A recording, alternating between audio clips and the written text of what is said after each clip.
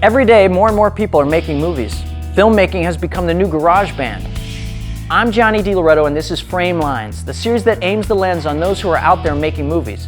Some are backyard Kubricks making movies for fun, and others are aspiring Spielbergs, professionals working hard to make it in the industry.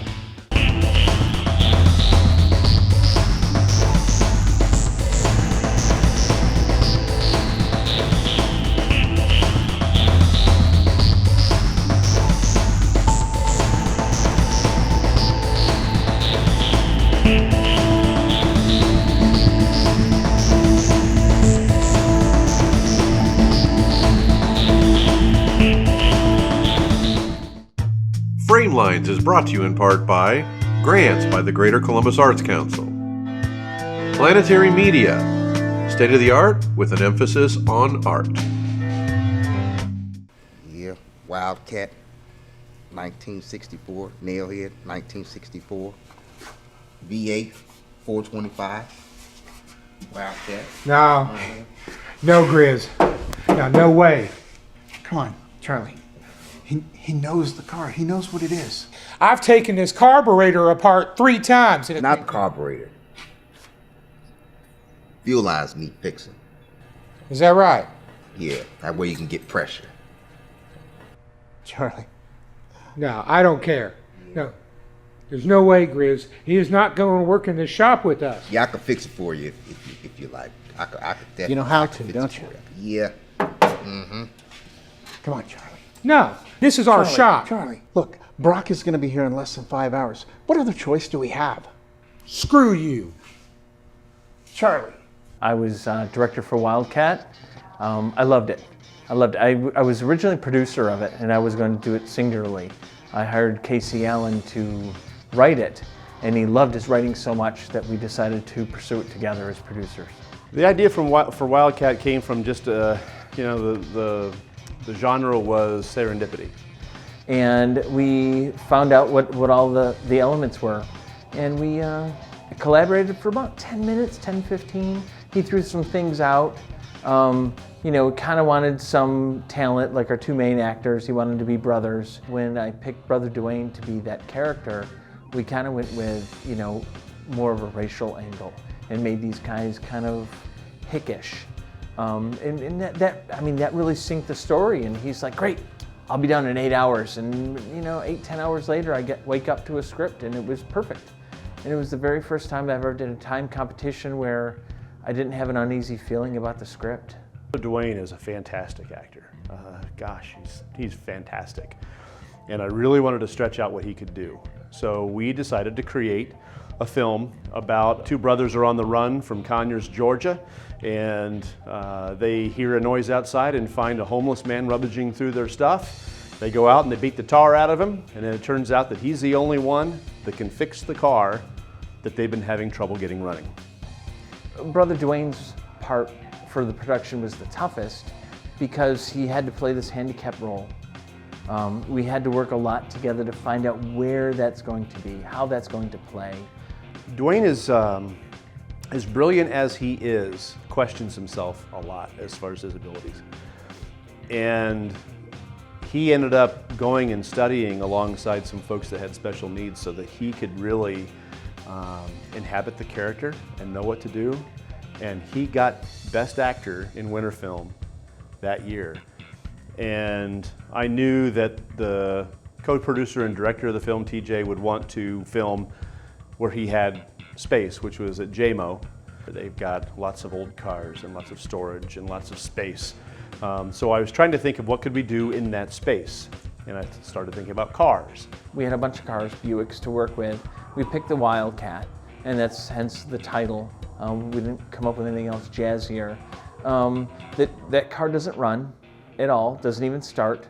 We had to take a forklift and move it and drag it into the position that was in. It was neat to see my actors pull in crates and mechanical stuff and dress the set, and they made it their set. It was very much a team effort for the way the production looked, for the feel of it.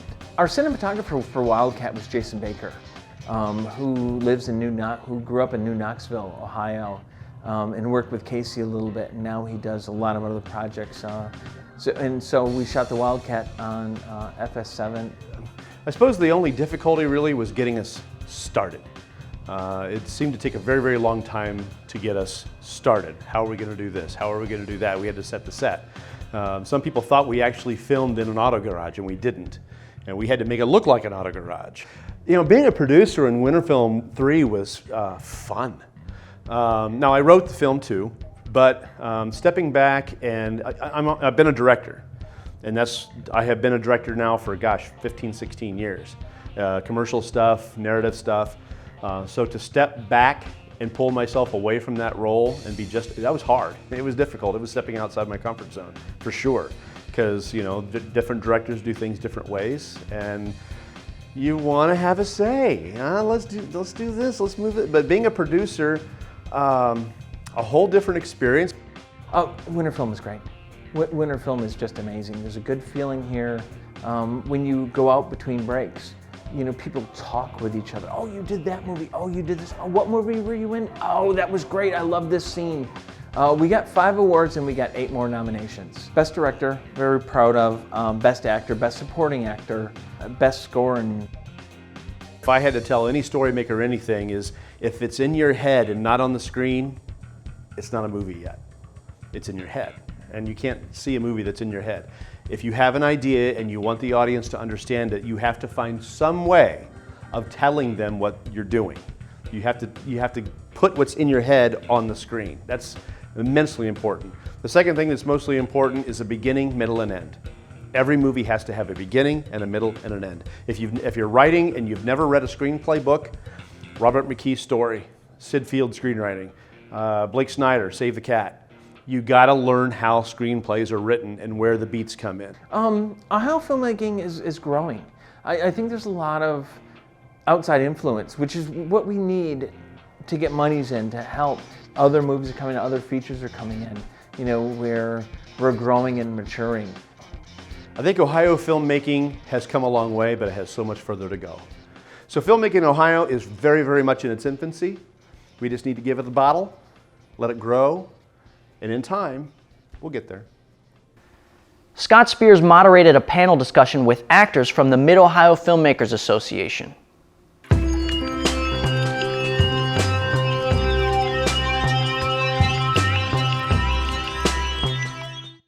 Now, would you guys recommend that all the local directors guys do some acting?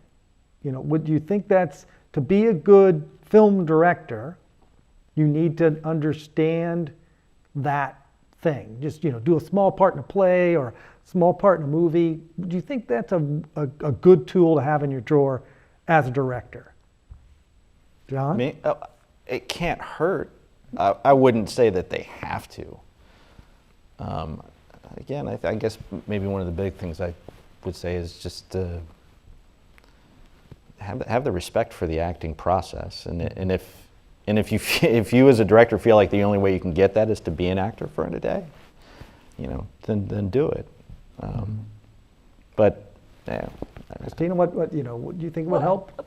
Yeah, like John said, it can't hurt. But maybe if that wasn't their thing, they could even just audit an acting class or something and get an idea of the process that goes into acting. Right. But I feel like the acting part is my job, and I'll bring that. So as long as I have an idea of the director's vision and the director's being honest with me about, you know, if they're getting what they want or not, that sort of thing, I don't need their wording to be perfectly worded the way an actor wants to hear a note. Mm-hmm. I can turn it around. If you want me to be happy, I can think of something that could make me happy and bring that in, okay. Right? So I don't know. Can't hurt. But. Yeah. Brian? It can't hurt. Well, I heard that before. No, I because I have my fingers in so many different pies, and I write, produce, direct, you know, act. I've done the musical score for things before.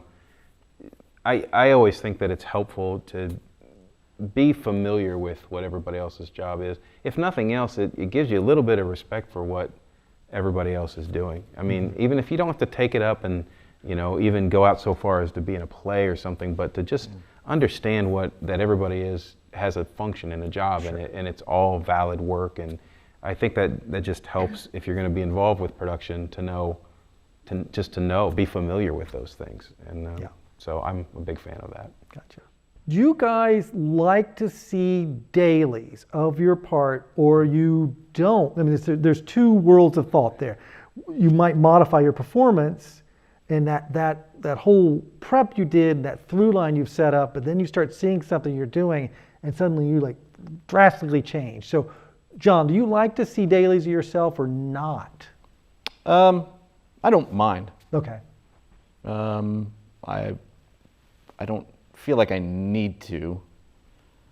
I've had the chance to co-direct and act in a few different projects, in a feature and some shorts, where it's been necessary to do that, whether I was watching it for either composition or just because there wasn't really anybody else who was going to know the performance that I was looking to find in that moment. But I don't feel like I need it. I think that's got to be a thing where you have to do some self-realization of what you can take and what you can't. And there's no right or wrong answer for me for that to give out to anybody. Some people are okay with that. Others might not be. For me, I'm fine either way. Christina, if you looked at same. Yeah, either way. Okay. I mean, I don't like watching myself on screen really that much anyway, so I'm not like, oh, can I see? But sometimes it's nice to see, like you said, like the composition or the mood of it.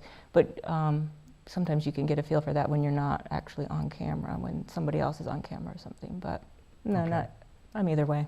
Right. Brian? Because I work on both sides of the camera, most of my experience is behind the camera. I'm always interested in what's been captured. Mm-hmm. But I think less from a personal performance, just to see if it's usable. I trust that editors can do miracles. So I kind of look for moments. If I see moments, it's kind of a confidence builder to me. Like, oh, that's going to work. That's going to work. That's going to work. That part's not so good, but I know they'll cut around it. I've never seen something where I'm just cringing and going, oh my God, I need to. And it's usually more of a validating thing. But I don't need it. I don't immediately finish a scene and can't wait to see playback on it.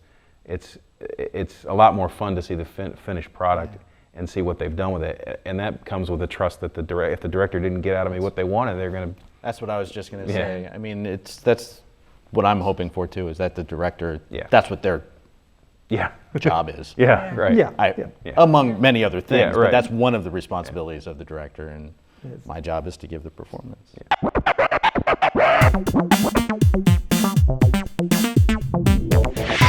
Filmmaking is not a competition. Ever since filmmaking has become available on every computer, even on phones to shoot and edit, more and more people treat filmmaking like a sport more than an art form. This is why there's so many film competitions out there today. I just can't picture Picasso and Da Vinci taking an abstract painting and comparing it to a still life and trying to argue over who made a better painting. With movies, there's no such thing as better or worse, only preferential opinions. Submitting your romantic comedy to a film festival known for playing abstract art films is less likely to win an award there. Does that mean the film is somehow less good? Of course not. Winning awards at festivals are just as subjective as reviews. If you make a B-style grindhouse feature that maybe only 2 people out of 1,000 get but love it, but they're the type of genre fans you made the movie for, does that mean 998 people are right and the 2 people who love it are wrong? Of course not. That's like arguing over why chocolate ice cream is better than vanilla.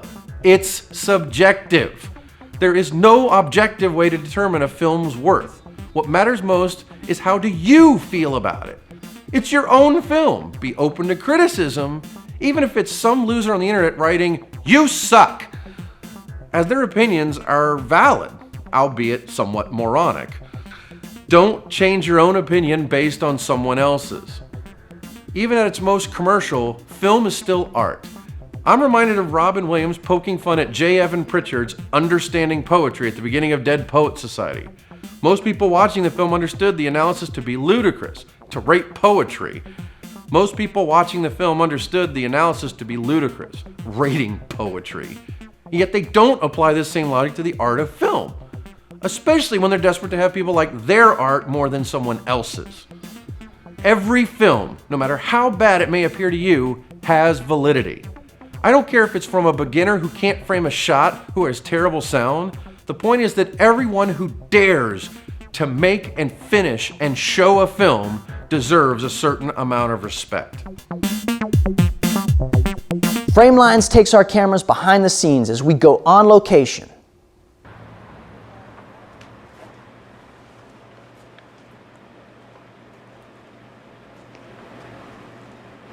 One for what's in the basement, please. You shouldn't be showing this film. Yeah, I know, right? Sales are a little underwhelming. You don't understand, child. This film kills. Yeah, I heard it's pretty killer. Enjoy the show.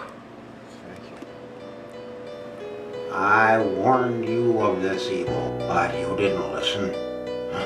Something's outside. It is now inside. And once it's inside, it can't be stopped. It's coming.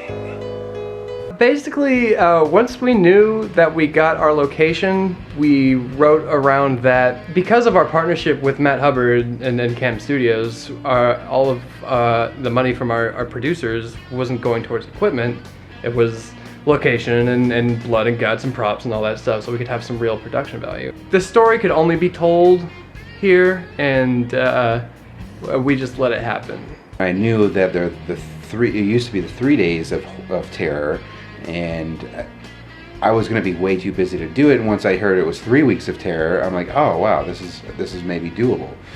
And then, but at the same time, I was so busy I didn't know if I could do it. Then Eric Basso called me, who is the writer, one of the writer-directors of the film, and he's like, hey Matt, do you want to get involved in doing this and get Cam Studios involved, my studio, and help out with filming? I'm like, yeah, I could probably get involved as much as I can as more of a producer route and roll like that. So we said, yeah, let's do it. Once Eric started to kind of write the script with his friend Derek, and they got things organized and everything, and then once they were ready to film, we kind of brought the resources of Cam over to the crew, and we filmed our project. And it was intense because we filmed all in a week, and the last week, and edited the last week too. So, but it was a great time. I wanted to do something because I'm an artist and I have that drive, and I needed to accomplish something with my life besides just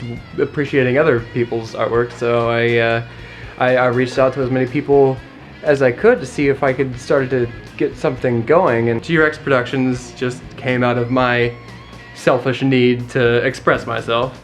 But it definitely worked out in a pretty great way. The thing that was probably the most difficult was our timetable, and our cinematographer was coming from out of town the Sunday of the last week, basically.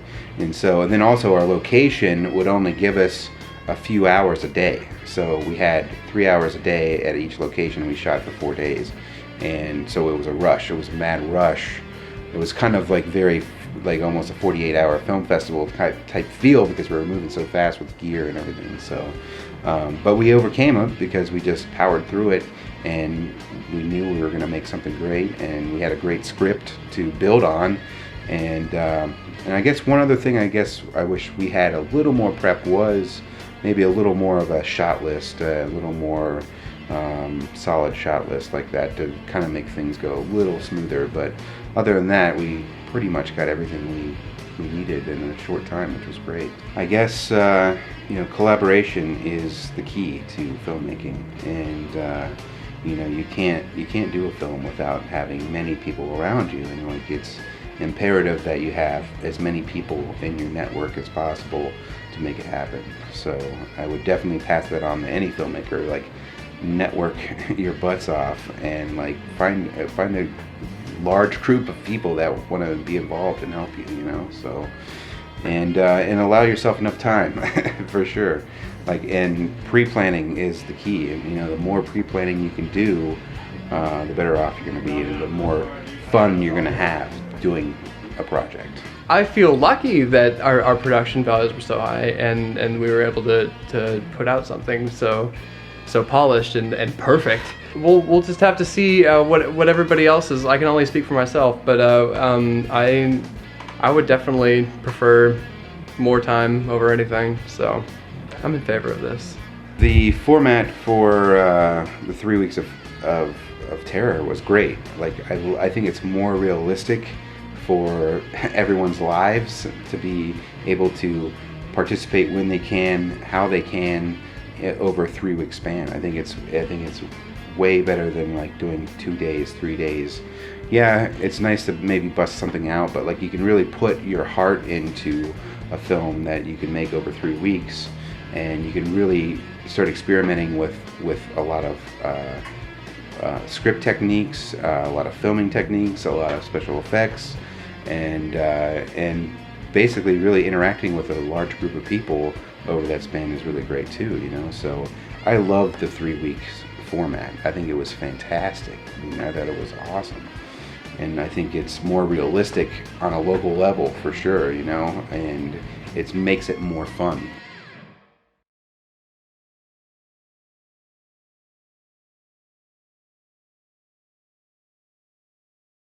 Next up, Peter John Ross teaches something about making movies.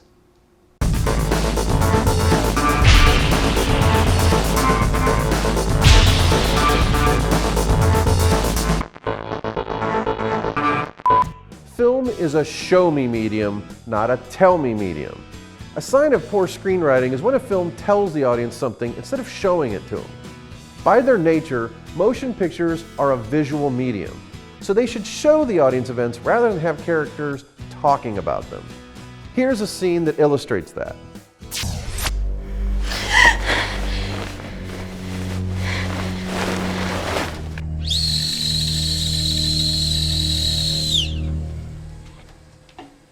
Hey. Hey. I just had the weirdest dream ever. I was in this warehouse and there was this maniac in a yellow suit and he was chasing me, and it's like no matter what I could do, I just couldn't get away.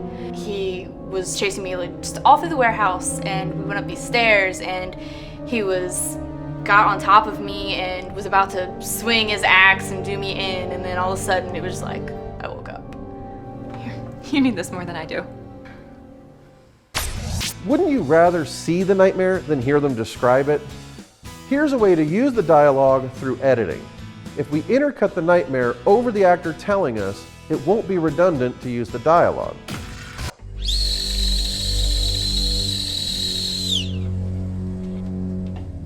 Hey. Hey. I just had the weirdest dream ever. I was in this warehouse and there was this maniac in a yellow suit and he was chasing me, and it's like no matter what I could do, I just couldn't get away. He was chasing me like just all through the warehouse, and we went up these stairs and he got on top of me and was about to swing his axe and do me in, and then all of a sudden it was like I woke up.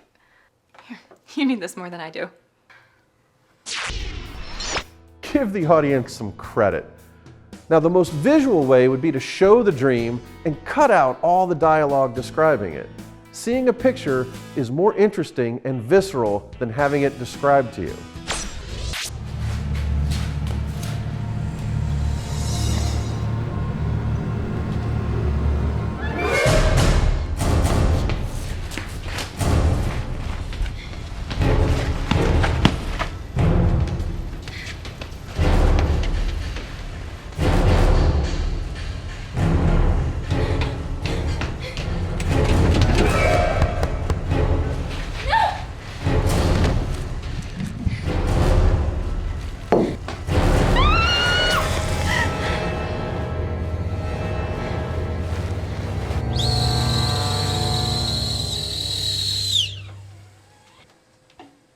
Hey.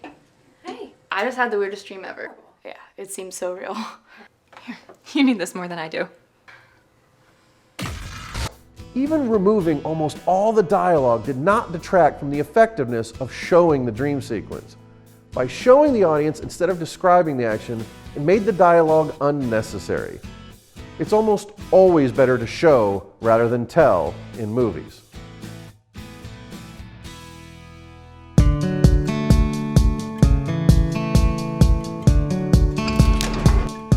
Framelines presents another interactive project. Here's your chance to edit your own horror scene using the raw, unedited footage from our sample scene. All you need is a computer or tablet with free editing software, and you can create and upload your own version of the scenes. To get the footage, go to our Vimeo page at vimeo.com/framelines. Click on the segments, then click the download button. From there, you can choose the format you'd like, including Ultra HD 4K. Once you've gotten all the clips, import them into your editing software and start your edit. When you upload to YouTube or any other video site, make sure to use the hashtag FramelinesTV and follow the instructions from our site. We can't wait to see what you do with these scenes. Be as creative as you want and show the world what you can do.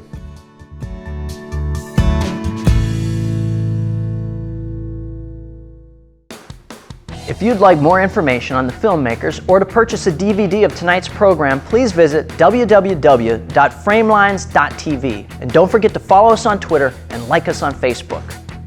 That's a wrap. We'll catch you next time on Framelines.